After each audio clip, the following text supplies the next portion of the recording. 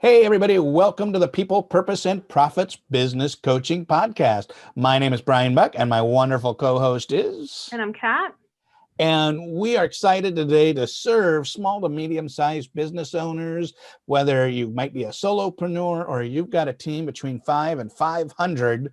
This show is all about giving you frameworks to not only succeed in your life, but also in your business.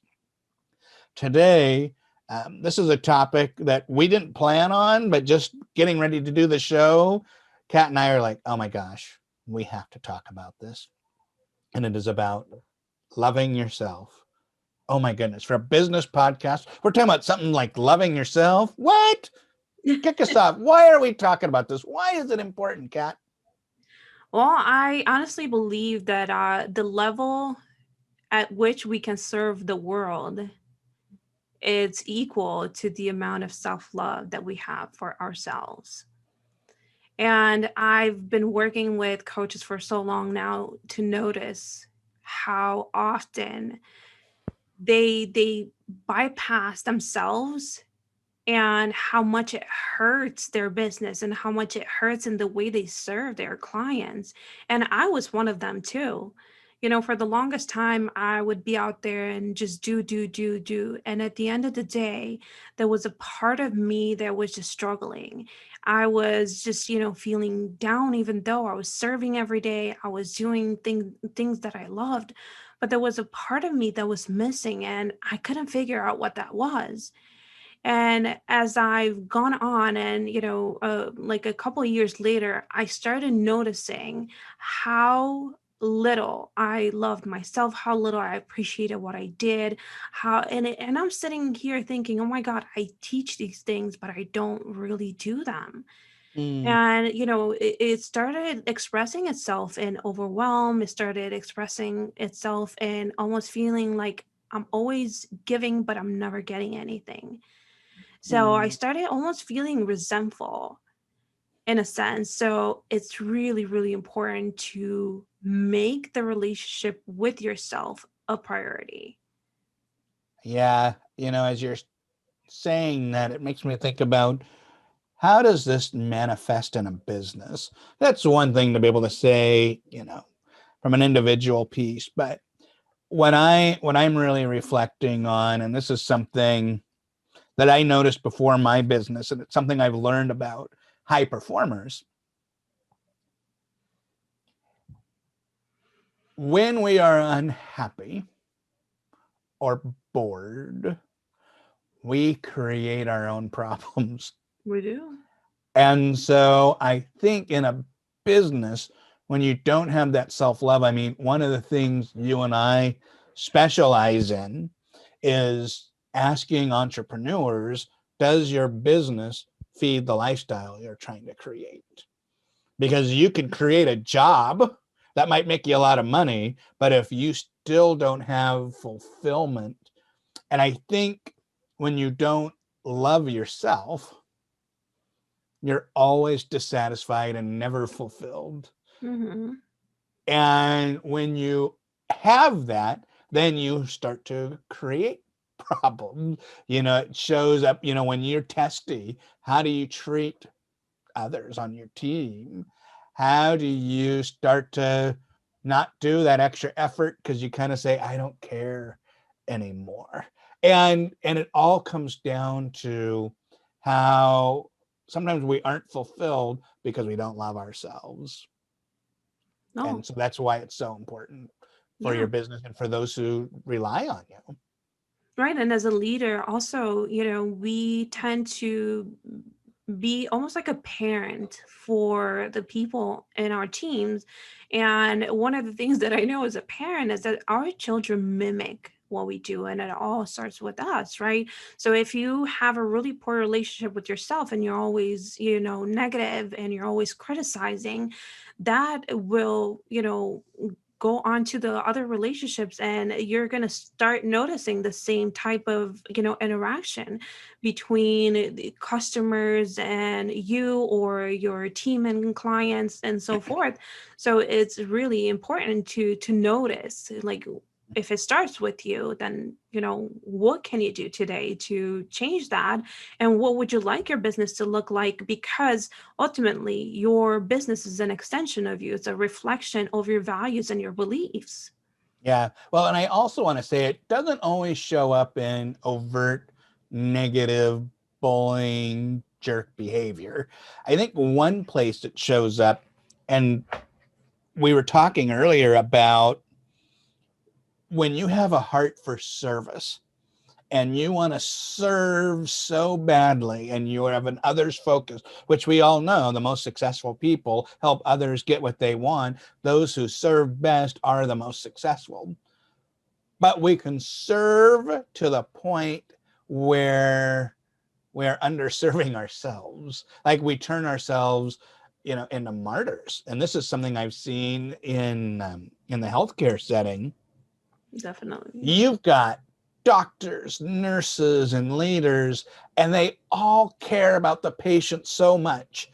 And the organization wants to serve the patient, but they all make decisions that slowly make people serve more but get nothing in return. Like there's a lack of reciprocity. I don't know if I've shared this example, but we had one hospital where we needed to increase the parking because our patient volumes were growing. So what they did is they made the doctors and nurses have to walk a mile so that way they can give more spaces for the patients, which from a service perspective, what's right for the customer? Right. But And good the issue, exercise. right. But it all comes down to how do you frame the problem? If you frame the problem of what's a win for our providers and nurses and the patients, you would probably find a way to do both of that. And so when I think about from an owner or your team, you could serve so much that you're losing a piece of you. And then all of a sudden you get like an existential crisis of why am I even doing this? Why do I care? If there's nothing that comes back to you, fills you up, and isn't just you can serve for external validation. That's a piece of filling you up, but that's not a sustainable, purpose-driven behavior. And so I think the lack of loving yourself means we're probably serving to the point where it's harming us. Does that make sense? It does. And, I've seen it happen over and over again. And I've seen businesses, fall apart because of it. Because ultimately, if you don't recognize it, and this is really why it's so important to find, people like you and I to work with, because sometimes what you do is the best that you know.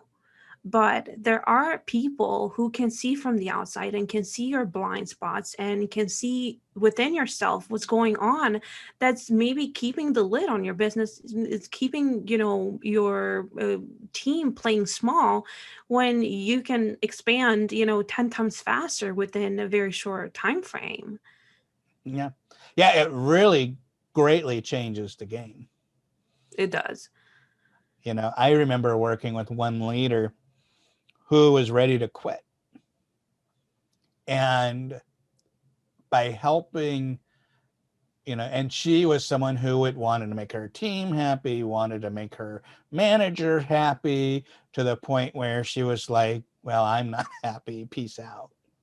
Hmm. And helping her just to create boundaries on here's what I'm trying to accomplish for me so I could show up the way that I want to and serve my manager and my team greatly changed things for her. And she ended up staying and getting promoted. It was a really fun experience, but it came down to saying I'm important too. Right. And planting that flag and standing this ground and creating positive boundaries to be able to do that. Because then, it's that whole notion you can't give what you don't have. And you've got to fill that up for sure. And also, I noticed too with people who don't love themselves, and it kind of falls into the imposter syndrome a little bit. It's really hard for them to get praise and to acknowledge recognition. Mm, And it's not because they're not doing a good job. It's not because they're not giving it their all. It's because there is a part of them that feels that they don't deserve that mm, recognition. And when you transform the inner conversation and you start looking at what drives you and the things you tell yourself, and I really do find it that we can give to others more than we can give ourselves. It's really impossible because yeah. it leads to like what we talked about, running from an empty well, and that's Mm. ugh, I very challenging. I I've discovered maybe about 7 years ago, after having a pattern of doing this a lot, and then I had my eureka moment of that's what's happening. I would physically get sick when I gave more than I was ever getting back. And it was truly I wasn't filling my cup. And then once I started to make that shift, I noticed I didn't get that it was like a very specific kind of a migraine that would knock me out for a whole day. And I haven't had that migraine since I've realized, how do am I monitoring my giving versus feeding or even asking, for a return, like thinking about your love languages, like, hey, I need a little love language my way too. And recognizing what you need for that. It really Right. helps. And what What we are, go ahead. And what we expressed earlier too is that oftentimes is what we see on the outside happening is a great thing to become aware of because it's an indication of what's lacking within. So if we say, for example, oh, my boss criticizes me, or dad team player is not, very supportive, or, whatever you're telling yourself about someone else, take a look at how you're doing that and how you're attracting that. Because it really the world outside of us really mirrors what goes inside of our heads and our hearts. It blew my mind and made me mad when I realized whatever bugs me is probably something I'm doing. Like, oh no, Mhm. I didn't want to know that. But yeah, you're absolutely right. If you're like, oh, this person is diminishing or they're doing this, oh my gosh, I've done that. No. Right. And I see one of the things that happens, people have such a huge resistance to what you just said. They go right into a defensive mode, meaning that if I point out that, they're like, no, I don't do that. I'm like, holier than thou. And, it shows you that they're not even aware that there is a lack of self love. Yeah. Yeah. What are, obviously we're not going to solve this in a podcast, but maybe each share like a couple of tips that someone can do to begin their journey of loving themselves more. What are maybe a couple of things you can think of that someone can start doing today? Taking time for themselves. I think honestly, I just had, Mm, and here's the thing: we can sometimes solve it and it will come back. But I notice, especially for those who have a serving heart, it's really, really hard to take time off. It's really, hard to take time to relax, and they're almost feeling guilty. So mm, having fun time scheduled in mm, is absolutely like one of the best things you can do for yourself, for your state of mind, for your relationships, for everything. You need to have that. mm, And I just say, just put it in your calendar, just like you would go to a doctor. Because if you're that dedicated to your business, you're not going to make time for yourself. So schedule it mm, in there and take it with as much, like be as serious as you are about your business. Is that important? mm, And I would say nutrition. Nutrition mm, is really, really important. mm, Saw that every single time I was feeling overwhelmed and burnt out, it was because of the things that I was feeding my body. And it starts feeling almost like I'm like depressive in a sense. mm, I'm starting to feel low on energy. And it manifests in everything that I do. Mm, So your nutrition, your sleep, and then time for fun. It's just a love few it. ways in which you can love yourself. Yeah. I think some of the advice that I would have is, one is decide that loving yourself is a priority, because you probably have never, that's probably a nice to have or I'll get there.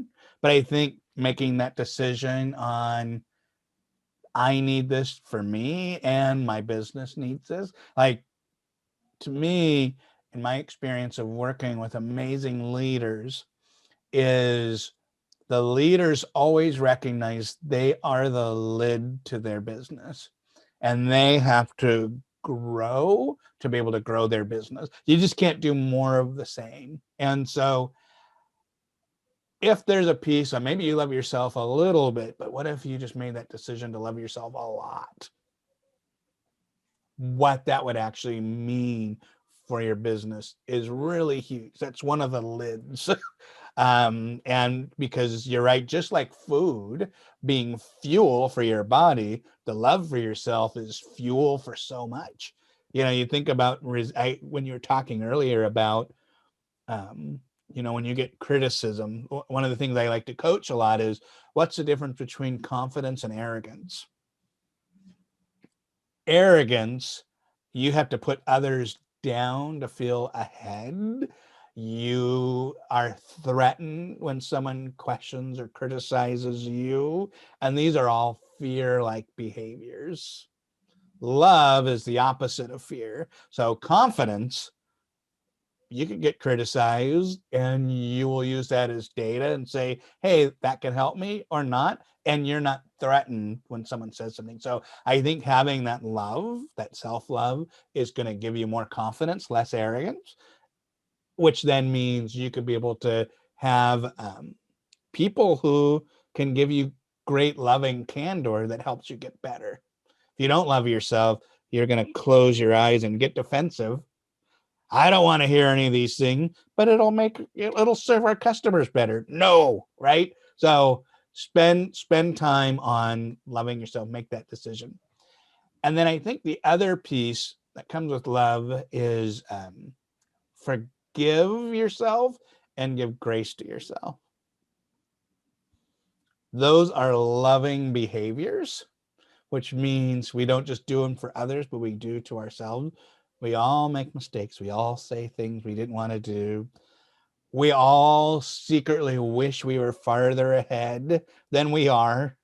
Like, I was just coaching someone the other day about, we all want to make leaps and bounds, but the real success is in the baby steps. And so giving yourself grace and forgiveness that my baby steps are the right steps. You quit comparing yourself to the imaginary leaps and bounds, because you're eventually going to win. So make a decision and forgive yourself, give yourself grace.